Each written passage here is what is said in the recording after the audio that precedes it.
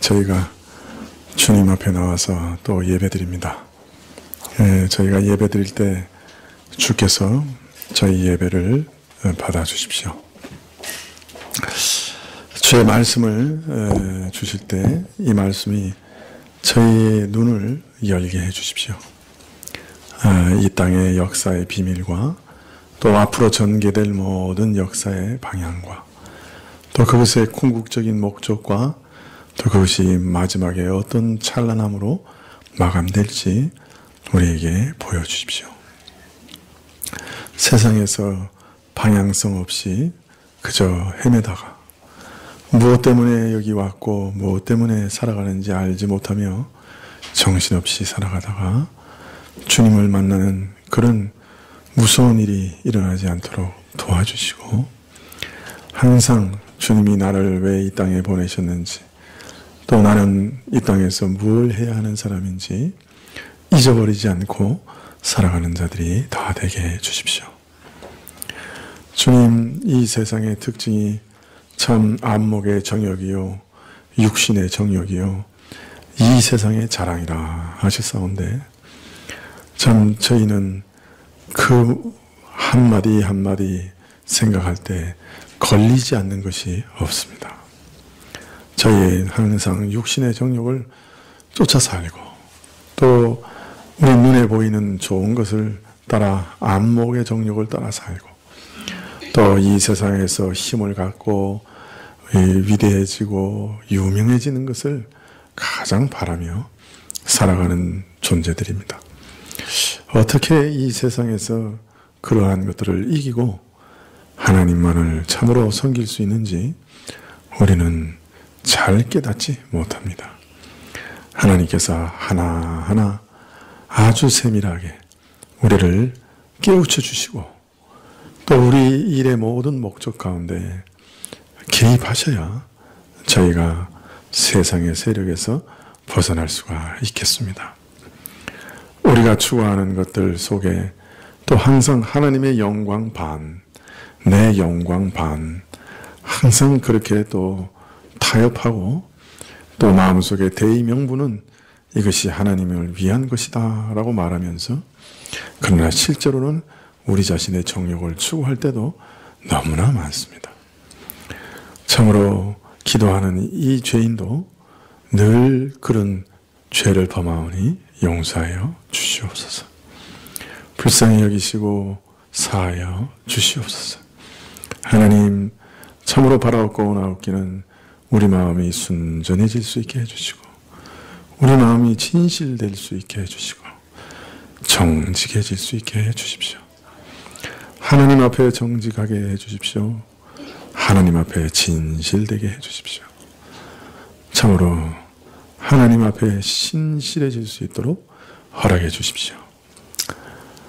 그저 소망으로 끝나는 것 아니라 우리 인생 가운데 성령의 은혜로 이러한 일들을 영영하게 하시기를 간절히 기도하고, 또 말씀을 우리에게 허락하시기를 구하올 때 예수님의 이름으로 기도합나이다.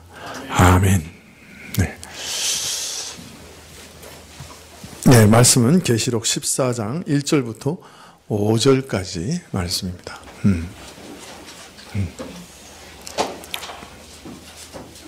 계시록 14장 1절부터 5절까지 말씀입니다.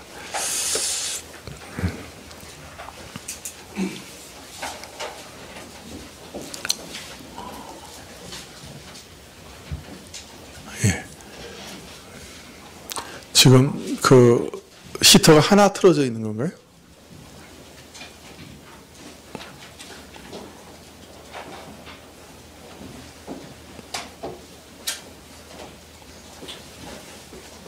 더우세요? 추우세요? 괜찮으세요? 예. 네, 14장 1절부터 5절까지 한 절씩 교독하시죠. 또 내가 보니 보라, 어린 양이 시온산에 섰고 그와 함께 14만 4천이 섰는데 그 이마에 어린 양의 이름과 그 아버지의 이름을 쓴 것이 있도다.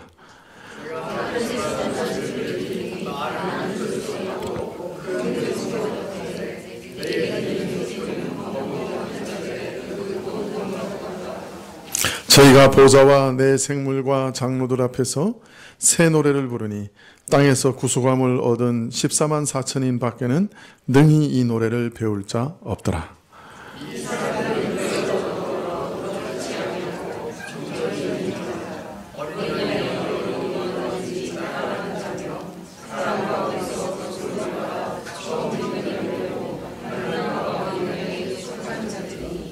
그 입에 거짓말이 없고 흠이 없는 자들이더라.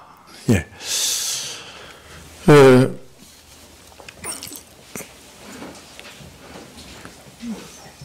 사실 아내가 요 근래 몇 년 만에 제가 가장 열심히 공부한다고 칭찬하고 있습니다. 매우 고무적인 일이죠. 네. 그런데 문제는 진전이 안 됩니다. 그래서 문제인데요. 네. 왜냐하면 이 계시록 14장 1절부터 5절까지가 엄청 어렵습니다. 해석하기가 엄청 어려워요. 네. 그래서 이게 666보다 더 어렵습니다. 어떤 면에서. 그래서 이제 시간이 많이 들어가고 이제 설교할 수 있게 된 것이 하나님의 큰 은혜라. 그래서 제가 총무를 그만둔 것은 이 구절 때문 아니뇨. 제가 지금 그렇게 속으로 생각하고 있습니다. 네. 아니, 농담은 아니고요. 사실 진짜 그렇게 생각을 했습니다. 내가 만약 총무를 계속했으면 어떻게 이 구절을 해석했으리요. 이렇게 시간이 많이 들어가는데 이제 그렇게 생각한 것이죠. 지난주에는 어린 양과 14만 4천이 시온산에 서셨다 하는 것을 살펴보았습니다. 이게 보통은 이제 성경에 보좌에 앉으셨다 이렇게 나와요. 그런데 이제 쓰셨다 하는 것도 참 상당히 어떤 면에서 의미심장한 것이죠. 이 세상을 통치하시고 다스리시는 그런 일들을 그림처럼 보여주고 계시는 것이죠. 거기 이제 14만 4천도 같이 서 있어요. 이제 그러니까 어떤 면에서는 그리스도의 통치에 14만 4천도 함께 동참하고 있다 하는 것을 그림처럼 또 보여주고 있는 것입니다. 그런데 지난 시간에도 말씀드렸지만, 자, 이렇게 14만 4천이 어린 양과 함께 시온산에 서 있는 시점이 언제냐? 이게 또 상당히 중요하다고 말씀드렸죠. 왜냐하면 지금 이 묘사된 장면을 보면 이 14만 4천이 지금 어디 서 있는 것처럼 보이는 거예요. 14만 4천이 지금 누구하고 찬양하고 있어요? 어린 양, 예수님이 거기 계시고, 또 보니까 3절에 저희가 보좌와 내 생물들과 장로들 앞에서 이거 어디서 본 장면이에요? 보좌, 내 생물, 이거 다 어디서 본 장면이에요? 네? 우리가 계시록 4장에서 하늘이 열렸을 때, 그죠? 그러니까 이거는 지금 저 하늘에서 하나님의 보좌 앞에서 지금 벌어지고 있는 장면이란 말이에요. 자, 그러니까 14만 4천 이 시온이라고 할 때 이것이 어디 장면인 거예요, 지금? 이 땅의 장면이 아니고 하늘의 장면이란 말이에요. 자, 그러니까 이 14만 4천이 지금 하늘에 서 있는데, 그러면 이 14만 4천이 지금 서 있는 시점이 언제냐? 예수님 재림하셔서 새하늘과 새 땅이 이루어져서 충만한 은혜 가운데 지금 찬양하고 있는 거냐? 그렇게 보인단 말이에요. 이렇게 읽으면. 자, 그러나 지난 시간에 이제 자세히 말씀드렸던 것처럼 에베소서나 히브리서에 보면 사실은 이 땅에 지금 생활하고 있는 성도들이 실제로는 그 지위는 어디에 있다 그러는 거예요. 하나님 우편에 앉아 계신 그리스도 안에 있기 때문에 우리도 하나님과 그 그리스도와 함께 하늘에 앉히셨다 이렇게 얘기하고 계시는 거예요. 우리가 이 땅에 존재하고 있는데 그 영적인 차원에서는 이미 하늘에 앉히신 거예요. 그러니까 우리가 자꾸 이거 이제 어떤 걸 잘 이해해야 되냐면 천국이 어디 있죠? 하늘에 있죠? 그 하늘이 어디 있는 거예요? 예수님께서 나중에 이게 뭡니까? 40일 동안 보이신 다음에 구름을 타고 하늘로 올라가셨잖아요.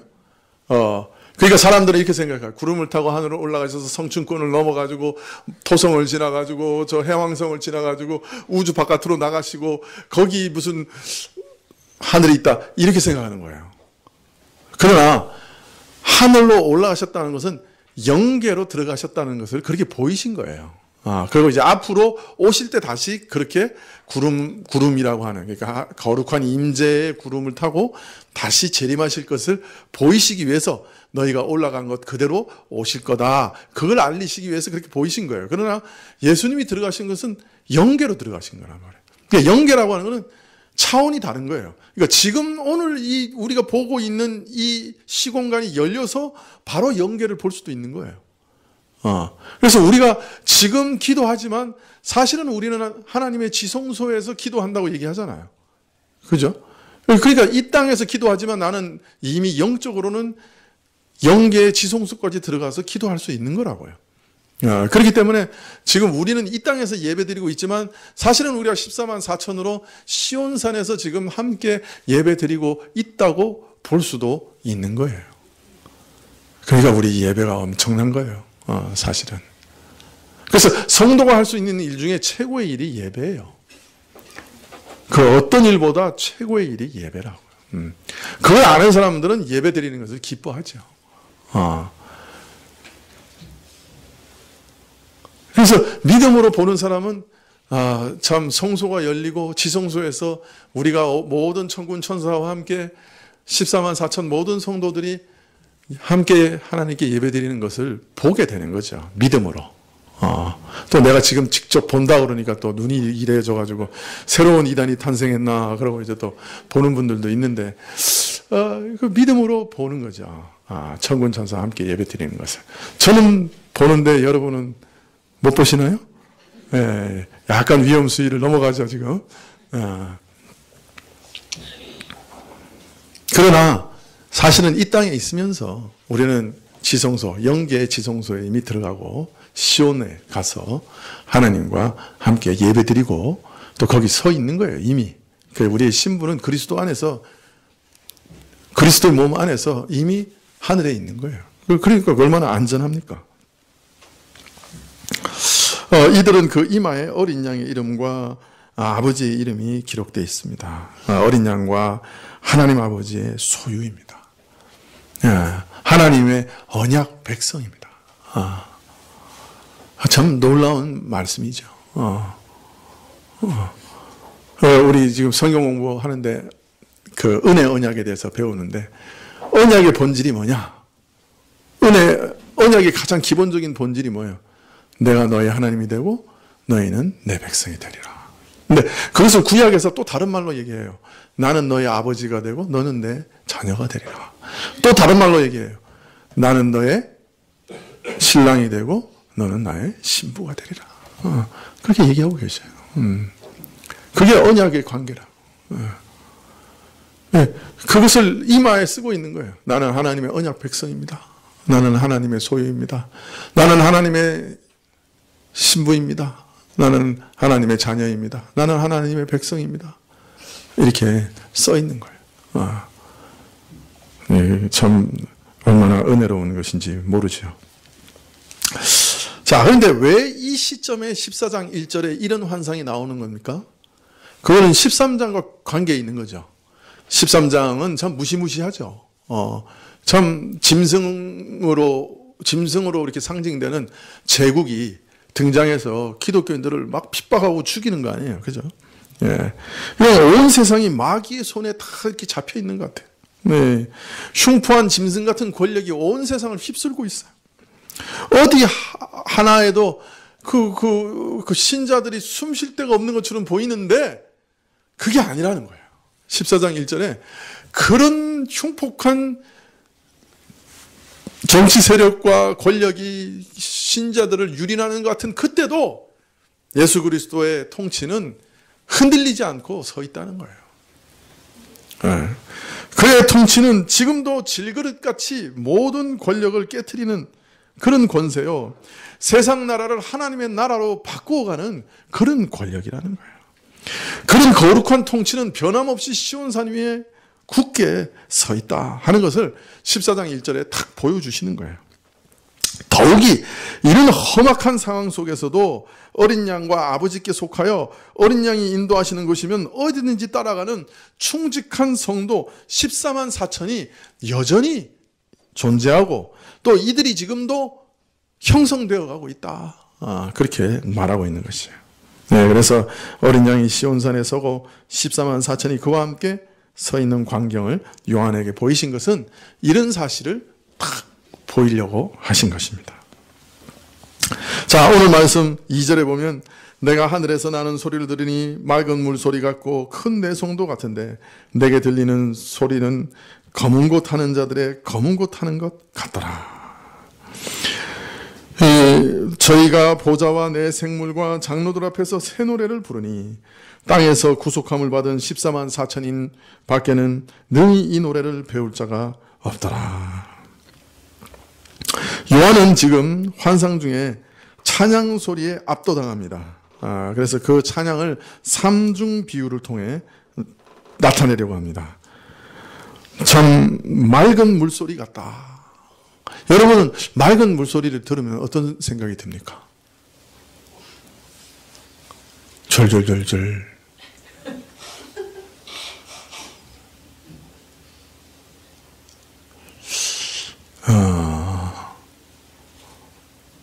맑은 물소리, 청아한 물소리, 예? 많은 물소리. 그러니까 하여튼 많든 적든 맑은 물이에요. 여기서 뭐 혼탁한 물이겠어요?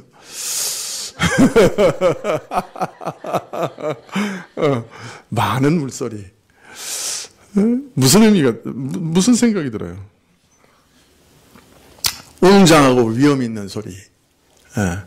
또 검은 고 소리는 조화롭죠. 그죠? 아름답지만 조화로운, 웅장하고 그러나 영혼을 맑게 하는, 참 어미하고 맑고 조화로운 어떤 그런 그 찬양을 우리에게 들려주고 있는 것 같아요. 자, 땅에서 이 노래를 부르는 자는 그 구속함을 받은 14만 4천밖에 없다. 여기서 구속함을 받은이라고 되어 있습니다. 네. 이들은 원래 내생물이나 천사들처럼 하늘에 본래 속한 자가 아니에요. 땅에 속한 자예요. 더욱이 죄로 영원히 죽을 수밖에 없었던 자들이에요. 그런데 구속을 받았어요. 그래서 이 찬양을 배웁니다. 여기 구속이라는 말은 좀 의미심장해요. 보통 우리말로 구속이라고 번역하는 헬라어 단어는 아포루트로시스라고 하는 단어예요. 근데 여기서는 전혀 다른 말을 사용하고 있어요. 여기서는 시장에서 그냥 물건을 사고 판다 할 때 사는 거예요, 진짜.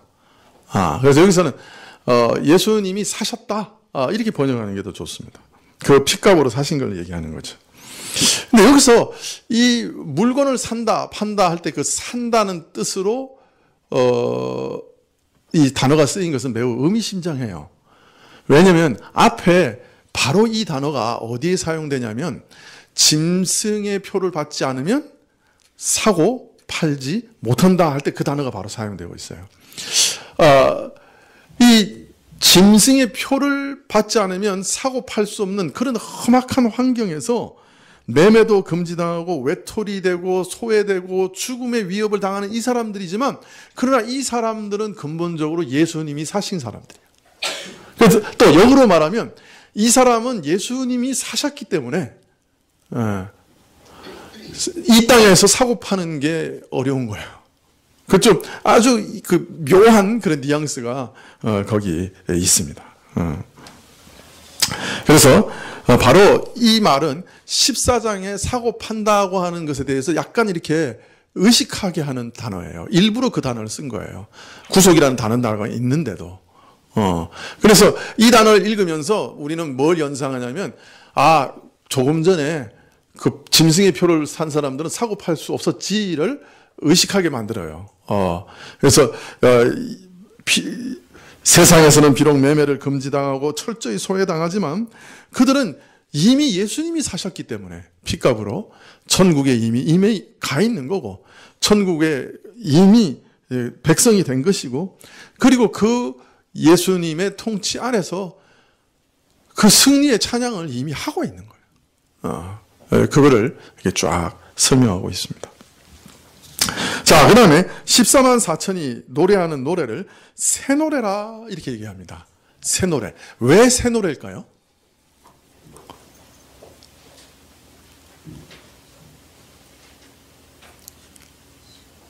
새 노래로 뭐 그런 거 있죠.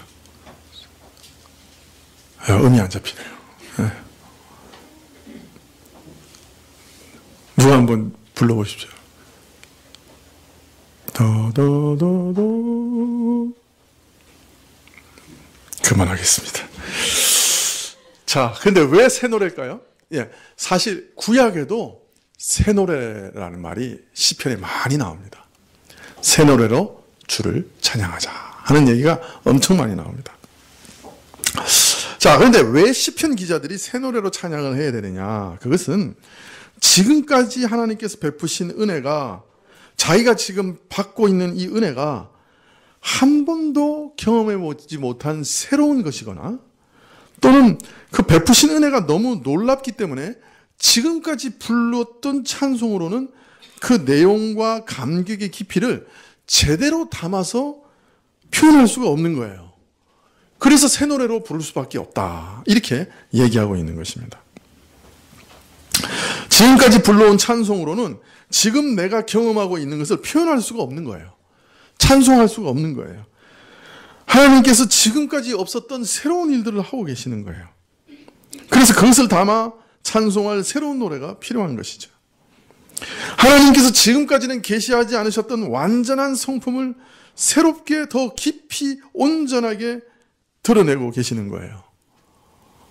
그래서 하나님의 완전한 성품이 더 깊이 더 완전하게 드러나고 있기 때문에 새 노래로 찬양할 수밖에 없는 거예요.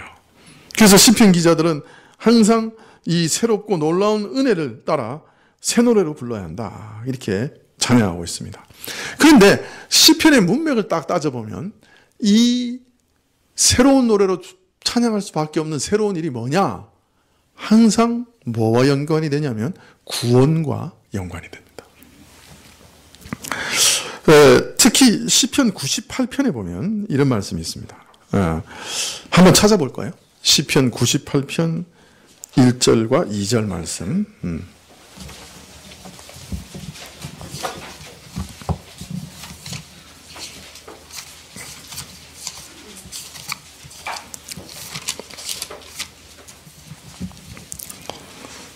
구약 873쪽인데요.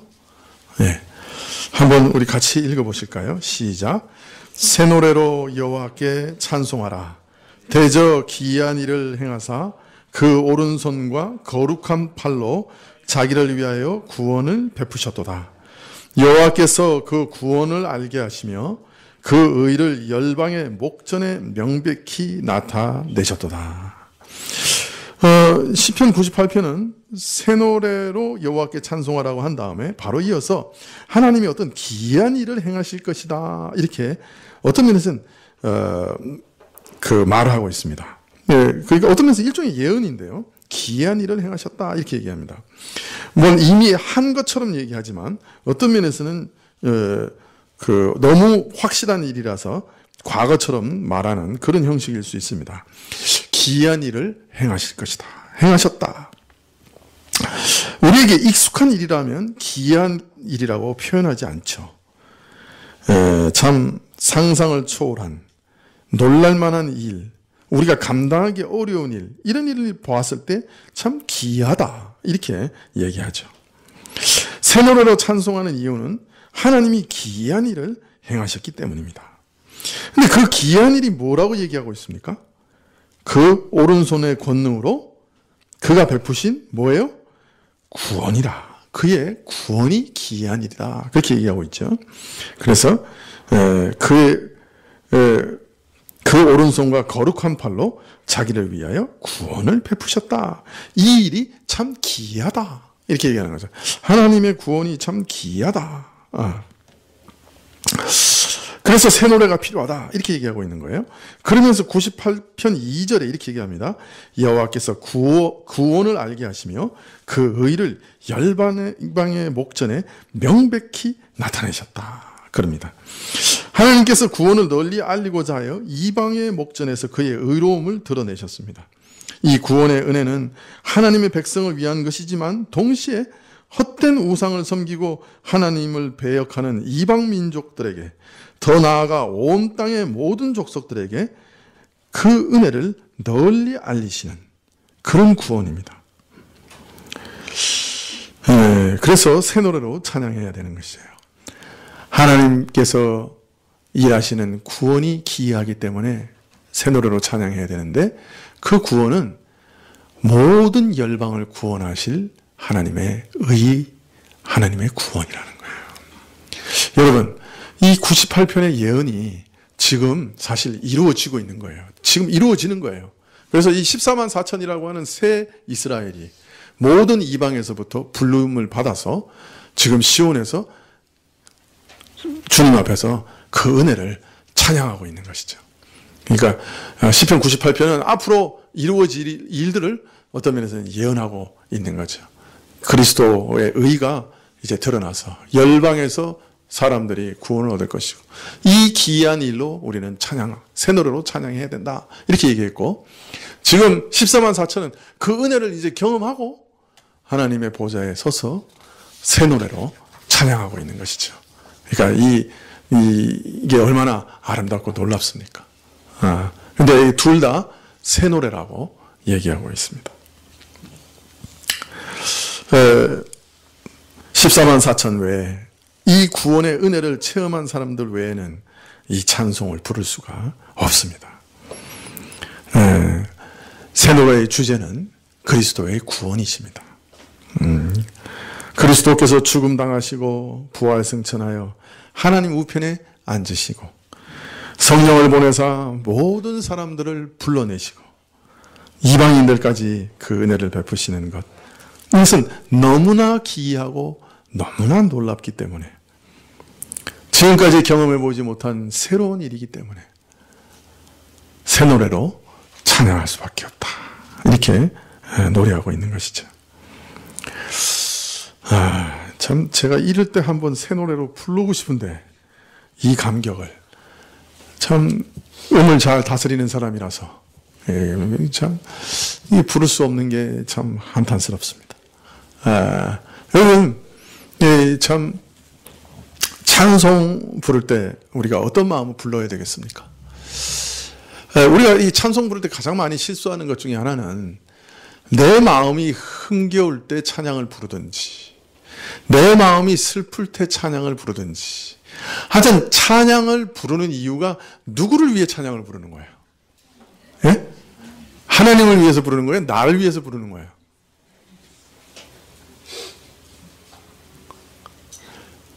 대부분 우리가 찬양을 부른다고 할 때, 찬양이라는 것은 하나님 들으시라고 부르는 거잖아요. 하나님을 높이려고 부르는 거잖아요. 그런데 대부분 우리가 부를 때 보면 내가 위로를 얻고 나의 유익을 위해서 부를 때가 참 많아요. 그러나 찬양은 가장 근본적으로는 하나님을 위해서 하나님께 드리는 노래인 것입니다. 그리고 기도인 것입니다. 사실 우리가 함께 기도한다고 해도 이게 함께 기도할 수가 없잖아요. 서로 다 다르잖아요. 그런데 음률에 맞춰서 한 곡조를 맞춰서 찬양으로 기도할 때는 우리가 한 목소리로 한 뜻으로 기도할 수가 있어요. 그래서 찬양은 또 기도이기도 해요. 그래서 찬양이 내 마음을 즐겁게 하기 위해서 부르는 가락이 되어서는 안 되는 것입니다. 그래서 우리가 항상 주의해야 됩니다. 하나님께 드리는 노래입니다. 그리고 찬양은 오늘 14만 4천이 부르는 것처럼 궁극적인 승리를 바라보는 입술의 열매입니다. 하나님께서 반드시 승리하시고 모든 것을 이루실 겁니다 하는 신앙의 고백입니다. 그래서 우리 성도가 할 수 있는 최고의 아름다운 일은 예배고요. 또 이 예배에 있어서 최고의 꽃은 찬송이라고 할 수 있습니다. 그래서 이 찬송이 하나님께 드려질 때 하나님께서 영광을 받으시죠. 우리는 사실 우리 입술의 열매를 마치 제물처럼 하나님께 드리는 겁니다. 그래서 우리가 이 찬송을 회복해야 하는 것입니다. 비록 짐승의 핍박과 유혹 가운데 고난과 고통의 삶을 살지라도 우리는 찬송 가운데 궁극적인 승리를 바라보며 하나님을 노래합니다. 오늘도 내 대신 전쟁을 치르시고 나를 위해 싸우시고 나를 위해 죽으신 그리스도를 바라보며 찬송하고 그분이 이루시고 또 나와 함께 하시고 나에게 은혜 주시는 모든 것을 새 노래로 찬양합니다. 마음이 답답할 때, 가슴이 우울할 때, 정신이 혼미할 때, 일이 어려울 때, 두려움이 임할 때, 병들어 누웠을 때, 슬픔 가운데 눈물을 흘릴 때, 어떤 자리라도 우리는 하나님을 바라보며 하나님께 드리는 입술의 열매가 말라서는 안 될 것입니다. 내가 누구인가, 내 신분이 누구인가 하는 것을 기억하며 궁극적으로 주님을 믿으며 그분의 승리를 믿으며 새 노래로 찬양한다면 우리는 그 모든 순간에 서서 주님을 따라갈 수 있을 겁니다. 우리의 찬양은 그런 신앙의 고백이고 또 그런 승리의 고백입니다. 그러므로 우리가 찬양을 부를 때 가사를 늘 생각하면서 하나님께 드린다 하는 마음으로 드려야 되겠어요.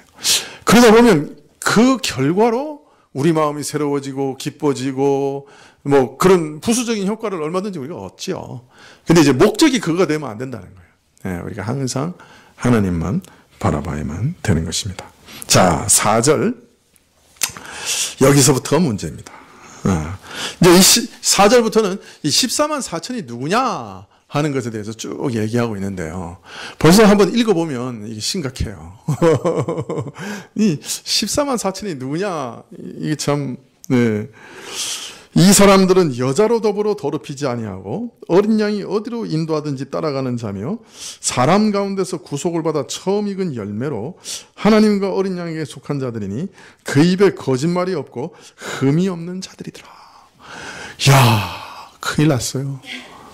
오늘 아침부터 지금까지 삶 속에서도 거짓말 한 적이 있는데 14만 4천 되긴 글렀네. 그죠?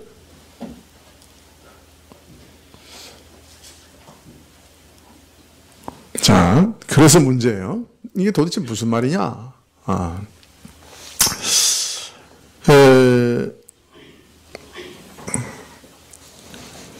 이 14만 4천이 누구냐 하는 것을 말씀하시는 계시록 14장 4절과 5절의 말씀은 초대교 이후로 많은 오해를 불러일으켰습니다. 이것을 문자적으로 이해하거나 또는 상징적으로 이해하면서도 자신들이 원하는 어떤 모습을 그대로 투영해서 해석함으로 교회에 많은 문제를 일으키기도 하였습니다.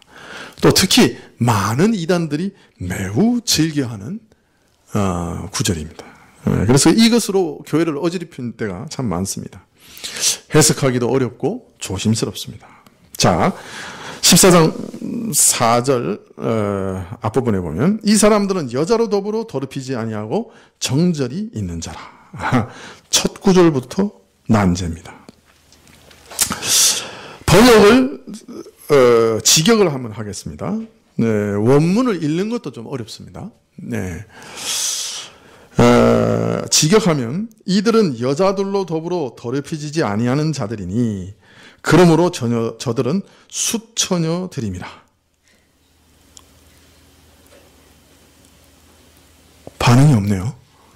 다시 읽을게요. 직역하면 이들은 여자들로 더불어 더럽혀지지 아니한 자들이니 그러므로 저들은 숫처녀들입니다. 뭐 이상하지 않아요? 이게 직역이에요. 이렇게 다르게 번역할 수도 있어요.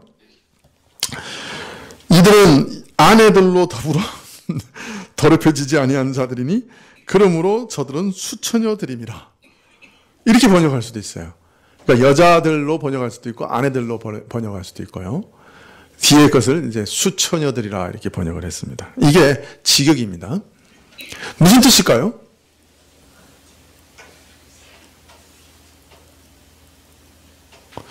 여러분, 만일 앞에 여자라고 번역된 단어가 문자 그대로 여자로 이해하면 어떤 문제가 발생하죠? 네? 아니, 일단 이게 안 맞죠. 그죠? 여자들하고 수처녀하고 원래 안 맞는 건데, 이제 그 문제는 이제 일단 접어놓고, 앞에 여자를 문자대로 여자로 번역하면, 해석하면 어떤 문제가 생겨요? 아, 그렇죠. 14만 4천은 남자일 수밖에 없다. 야, 큰일 났네. 여자는 다 반은 없어졌네. 그 다음에, 남자 중에도 여자하고 하여튼 문제가 있은 사람은 천국에 못 가는 거예요. 여자하고 문제가 생겼다. 죄송합니다. 여자분들은 일단 제외됐고, 다 남자들이니까. 그 다음에, 뭐 성적 범죄나 실수를 저질렀거나 뭐 이런 사람들은 아예 천국에 못 가. 14만 4천에 들어갈 수가 없어. 그러면 다윗도 못 가. 그죠? 14만 4천 아니야. 이렇게 되는 거예요. 자, 그러니까 이걸 그대로 받아들이면, 이 구원론 전체가 무너져요. 구원론 전체가 무너져요. 그러면 남자도 여자도 배제되지. 여자하고 문제가 있었던 사람은 다 배제되지. 그러면 행위로 구원받는 것뿐만 아니라 성으로 구입을 받아. 이게 아주 심각한 문제가 생기는 거예요. 예. 우리 모든 죄를 십자가에서 담당하신 예수님의 은혜가 부인되는 이런 이상한 해석이 돼버려요. 그러니까 여기서 여자를 문자 그대로 받아들일 수가 있어요, 없어요? 없죠. 그거는 뭐 상식적으로 생각해봐도 이건 아니죠. 또 이것을 여인 또는 아내로 이해하면 어떻게 됩니까? 아내로 혹시 여인과 아내 이걸 그 아내로 혹시 이해하게 되면 어떻게 됩니까? 예? 혼난 사람은 14만 4천이 안 되죠. 여러분 대부분은 기회를 놓쳤어요. 죄송합니다. 이렇게 되는 거예요. 혼인한 사람은 14만 4천이 안 돼. 예.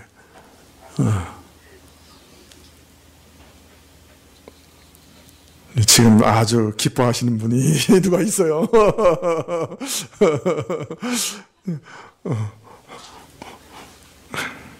네, 14만 4천에 안 들어가도 좋으세요? 그러나 여러분, 성경에는 혼인을 뭐라 그랬어요? 귀히 여기라 그러셨죠? 예, 예수님께서 보이신 첫 번째 기적도 가나안 혼인잔치에서 그 결혼의 기쁨을 계속해서 유지하기 위해서 포도주를 만드신 일이었어요. 예. 사실 혼인은 타락 이전에 하나님께서 주신 세 가지 선물 중에 하나예요.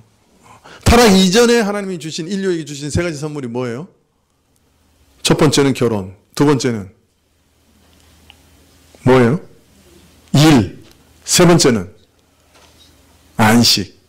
이 세 가지가 타락 이전에 하나님 인류에게 주신 선물이에요. 그래서 결혼이나 일이나 안식, 이것을 폄훼하거나 하면 안 되는 거죠. 자, 하여튼 어려워요. 자, 그러니까 이걸 아내나 그죠? 뭡니까? 여자를 문자적으로 이해하면 아주 이상하게 돼버려요. 예.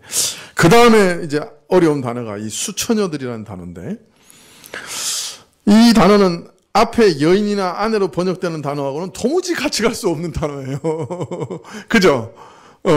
여인에게 더럽혀지지 않은 수처녀. 이게 말이 되는 말이에요. 자, 그러니까 이게 말이 안 되잖아요. 그래서 사실은 이제 이게 막 학자들이 이제 머리를 막 굴리는 거예요. 이 단어는요, 원래 성이 여성이에요. 원래 성이. 헬라어에는 성수격이 다 있어요. 이제 남성, 여성. 그래서 앞에 대문자를 붙일 때도 여성 대문자를 붙여야 돼. 관사를 붙여야 돼요. 그래서 항상 여성 관사를 붙이는 여성이에요. 그런데 이게 격변화가 있어요. 그럼 뭐 주격, 뭐 목적격, 소유격, 이렇게 독일어가 그렇잖아요. 예, 데아데스 델뎀, 그죠? 다 격변하잖아요. 제가 그거 할 때 뒤에서 될 대로 되라, 될 대로 되라 해서 망한 사람 아니에요? 그거 성공한 사람 저기 뒤에 앉아있고.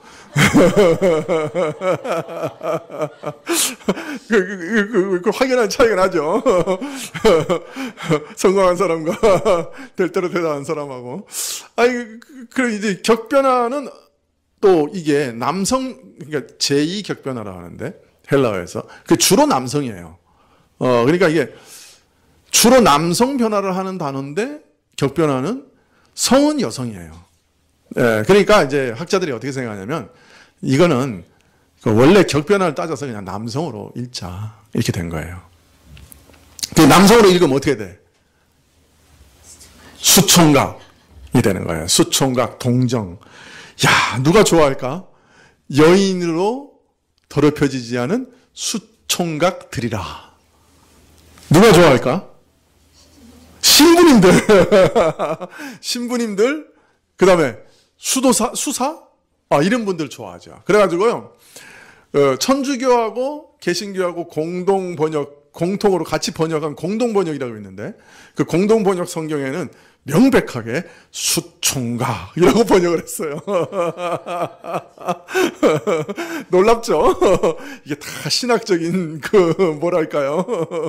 그게 있는 거예요. 이 번역에도 이 선입관이 있는 거예요. 그래가지고 아마 개신교 번역자들하고 천주교 번역자들하고 심각하게 싸웠을 거예요. 근데 천주교인들이 승리한 거예요. 그래가지고 수총각이라고 번역을 해놨어요. 우리말에는 그렇게 번역할 수는 없으니까 뭐라고 번역한 거예요? 예? 뭐라고 번역했죠? 정절이 있는 자다. 이렇게 번역을 했어요. 자, 이 파르세노스라고 하는 단어는 격변하는 남성을 따라가지만 성경에는 단 한 번도 남성으로 쓴 적이 없어요. 사실은 전체 성경을 다 뒤져봐도 항상 여성으로만 써졌고 이 부분만 남성으로 번역하자고 제안하고 있는 거예요. 자, 그러면 차라리 다르게 번역하지 말고 수처녀라고 번역하는 게 어떻겠습니까? 저는 그게 좋다고 생각해요. 그게 맞다고 생각해요. 자, 그러면 여기서 수처녀는 누굴까요? 자, 여성으로 더럽혀지지 않은 수처녀는 누굴까요? 교회죠. 교회죠. 구약에서도 이스라엘은 처녀로 자주 비유됩니다. 이사야서 37장 22절에 보면 여호와께서 그에 대하여 이같이 이르시되 처녀 딸 시온이 너를 멸시하며 조소하였고 딸 예루살렘이 너를 향하여 머리를 흔들었느니라. 여기서 예루살렘을 처녀 딸이라고 말하고 있습니다. 아모스서 5장 2절에 보면 처녀 이스라엘이 엎드려졌으며 구약 교회를 뭐라고 그래요? 처녀라고 얘기하고 있습니다. 이러한 전통을 따라서 바울은 신약 교회도 처녀라고 말합니다. 고린도후서 11장 2절에 내가 하나님의 열심으로 너희를 위하여 열심 내노니 내가 너희를 정결한 처녀로 한 남편인 그리스도께 드리려고 중매함이로다. 그래서 고린도 교회를 뭐라 그래요? 처녀라, 그렇게 얘기합니다.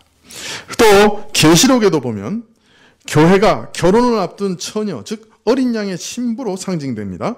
계시록 21장 2절에 또 내가 보매 거룩한 성 새 예루살렘이 하나님께로부터 하늘에서 내려오니 그 예비한 것이 신부가 남편을 위하여 단장한 것 같더라. 또 21장 9절에는 아예 이렇게 얘기합니다. 7대접을 가지고 마지막 7재앙을 담은 7천사 중 하나가 나와서 내게 말하여 가로되 이리 오라, 내가 신부 곧 어린 양의 아내를 내게 보이리라. 이렇게 얘기합니다. 그러니까 이 신약교회를 뭐라 그래요? 어린 양의 신부, 처녀, 순결한 수처녀 이렇게 얘기하고 있는 거예요. 자, 그러므로 우리는 오늘 여기 수처녀라고 말한 말씀을 어린 양의 정결한 신부다 이렇게 이해하는 것이 좋겠어요.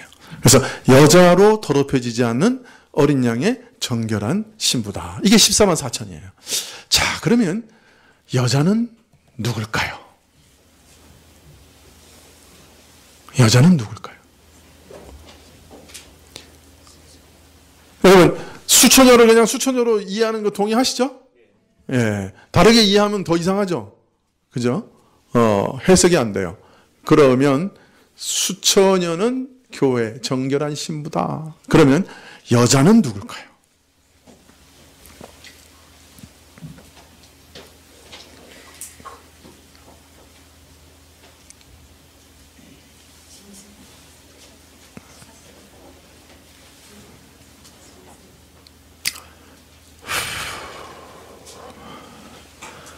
여자가 누구냐를 알아맞히면 상으로 신학교로 보내드리겠습니다. 첫 번째 등록금을 대드리겠습니다.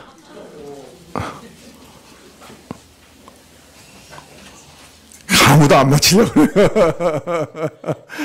신학교 가기 싫어서요.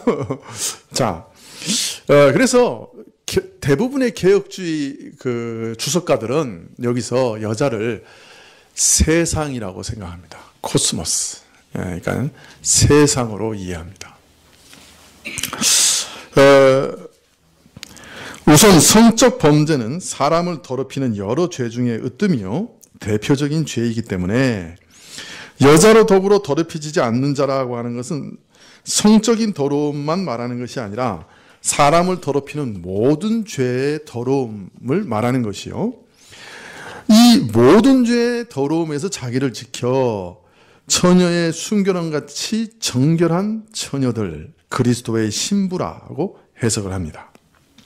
그래서 여기 여자는 신자를 타락시키는 세상과 같은 뜻으로 이해하는 것이죠. 그래서 이것을 그냥 음란한 죄로만 얘기하는 것이 아니라 사람을 더럽힐 모든 죄로부터 건짐을 받는 그런 정결한 신부 교회다. 이렇게 생각을 해서 그러면 여기 여자는 모든 신자들을 더럽히는 세상이다. 이렇게 이해를 하는 것이죠.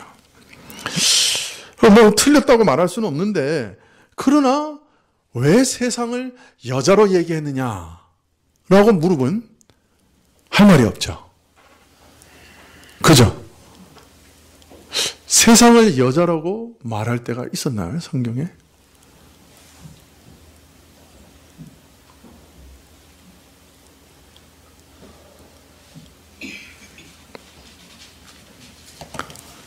네.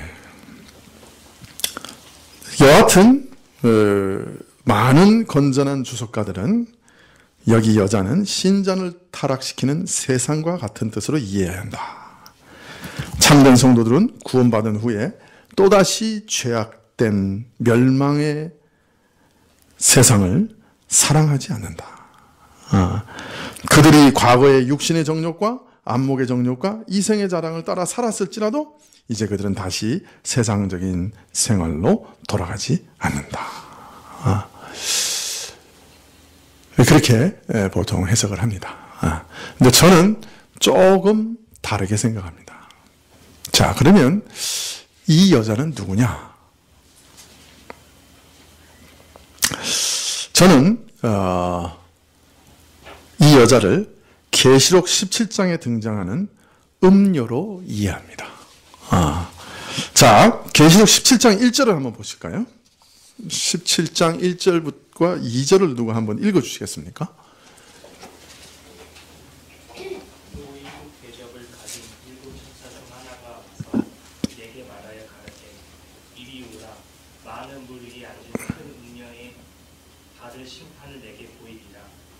땅의 임금들도 그로 더불어 은행하였고 땅에 거하는 자들도 그 은행의 포도주에 취하였다 하고.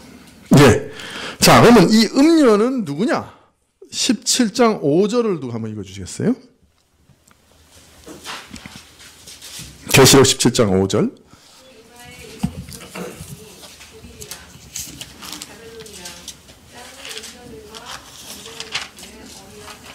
자,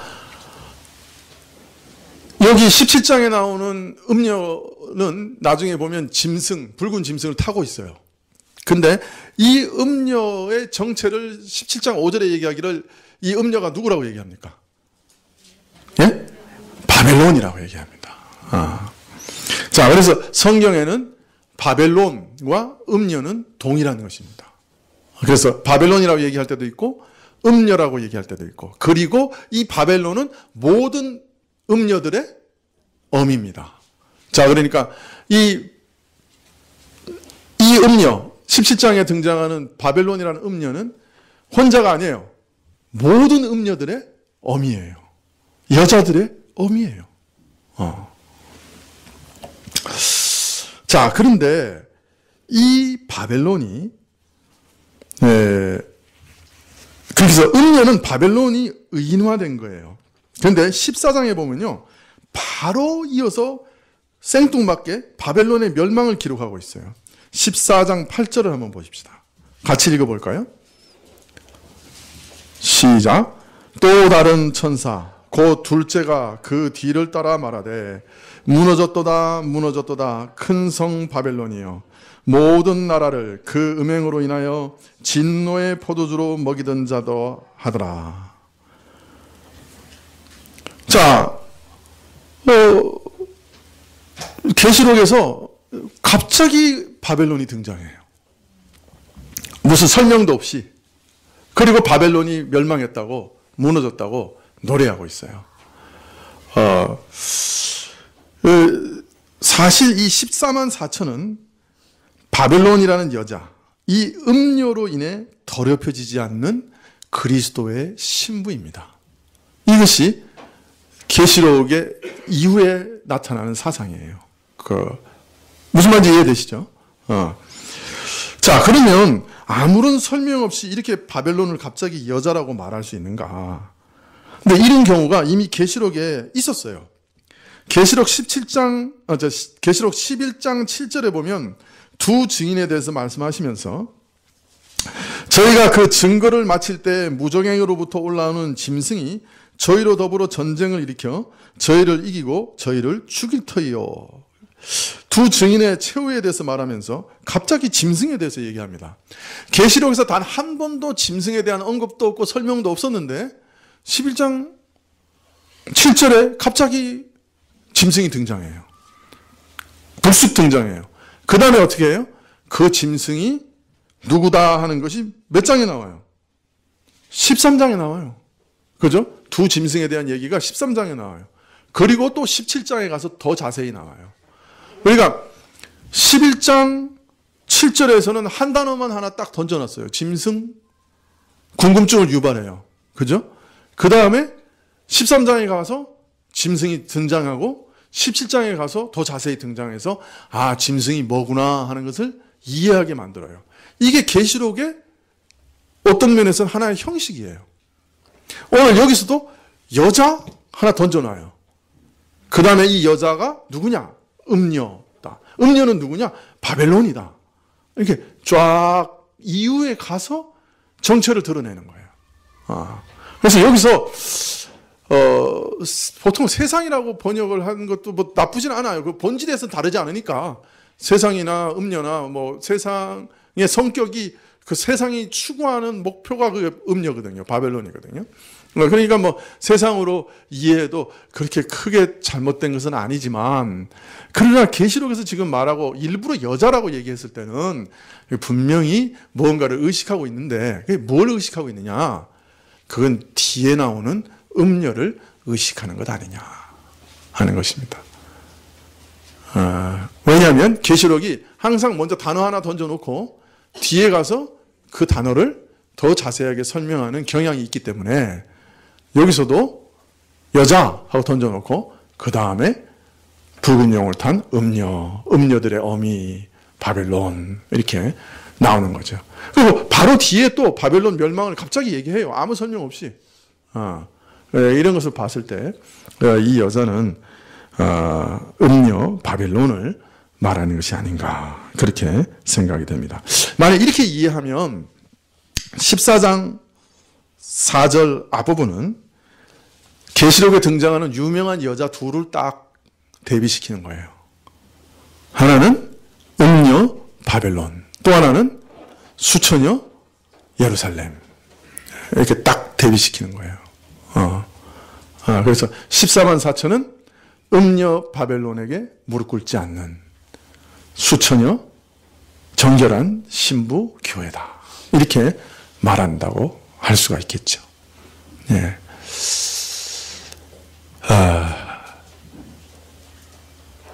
저도 온전히 만족스럽지는 않습니다만은, 그러나, 이 해석이 그래도 그 중에 낫지 않은가. 그렇게 생각이 듭니다.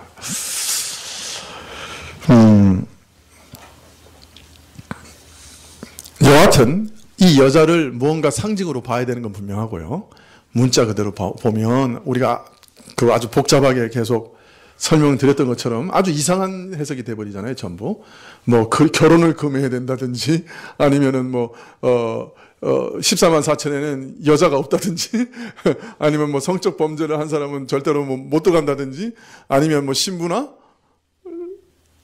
수사만 들어갈 수 있다든지, 이렇게 되면 지금까지 우리가 14만 4천이 초림부터 재림까지의 모든 성도라고 얘기했는데, 그 자체도 완전히 무너지는 거고, 그 다음에 성경의 다른 모든 교리들하고 다 상충돼 버리는 아주 이상한 말이 돼 버리죠. 그러면 이게 여자라고 하는 건 분명히 상징으로 봐야 되는데 뭘 상징하는 거냐? 뒤에 정결한 신부하고 반대되는 것이니까 세상을 상징하는 것으로 보는 것이 좋겠다. 그 얼마든지 가능하다고 생각이 들어요. 그러나 이것이 지금 보면 14장에서 시작한 여자와 바벨론에 대한 얘기가 16장 10가지 대접의 마지막 재앙으로 바벨론 멸망이 나와요. 그러니까 10대접의 클라이막스가 바벨론 멸망이거든요. 그러니까 14장에서 여자와 바벨론이 나오고, 그 다음에 16장에 10대접의 클라이막스에 바벨론 멸망이 나오고, 17장에 바벨론을 의인화한 음녀가 나오고, 18장에는 바벨론의 멸망이 나오고, 19장에는 음녀와 두 짐승의 멸망이 나와요. 그러니까 여기서부터 시작해서 쫙 지금 이렇게 초점이 맞춰지는 게 뭐예요? 음녀와 바벨론이거든요. 그렇다면 여기서 여자를 이렇게 먼저 짐승처럼 탁 던져놓는 단어로 이해하면 여자는 음녀와 바벨론을 상징하는 것으로 보는 것이 합당하다. 그렇게 말씀드릴 수가 있겠습니다. 목사님, 여자가 음녀든 세상이든 그게 나하고 무슨 상관입니까? 그렇게 생각하실지 모르지만 이거 잘못 해석하면 우리는 천국 못 가는 거예요. 뿐만 아니라 이걸 가지고 이단들이 하도 이상한 소리를 많이 해요. 그래서 제대로 잘 이게 우리가 어느 정도 이해를 갖고 있지 않으면 나중에 이런 데서 걸려드는 거예요. 이거 봐라 이러면서 말씀이 이렇지 않냐 그러면서 이렇게 가면 그냥 사람들이 자꾸 흔들거리니까 이렇게 시간을 들여서 말씀을 드렸습니다. 뒤이은 단어들도 만만치가 않습니다. 한 단어 한 단어가 만만치가 않아요. 이 계시록을 빨리 나가고 싶은데 지금 그렇게 하기가 참 어려운 것 같습니다. 그 다음 말들은 다음 시간에 말씀드리죠. 기도드리셨습니다.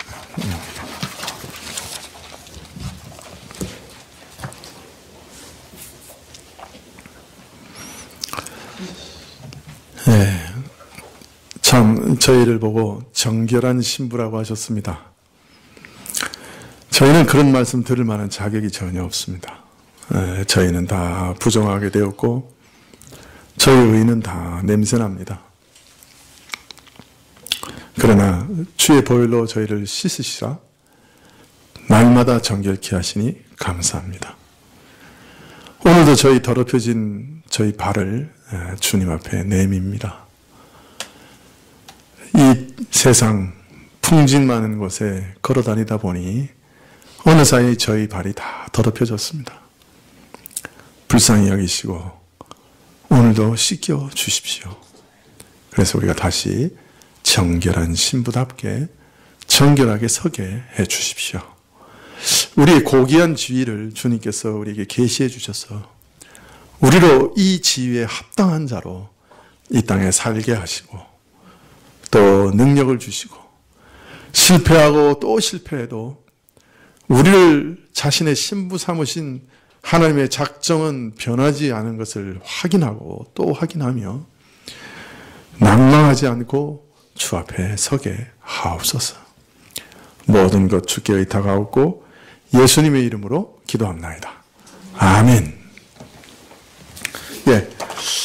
주님 가르쳐주신 기도로 예배를 폐한 후에 오늘은 목요일 날 수능 보는 우리 내 딸을 위해 또 간절하게 기도해 주시면 고맙겠습니다.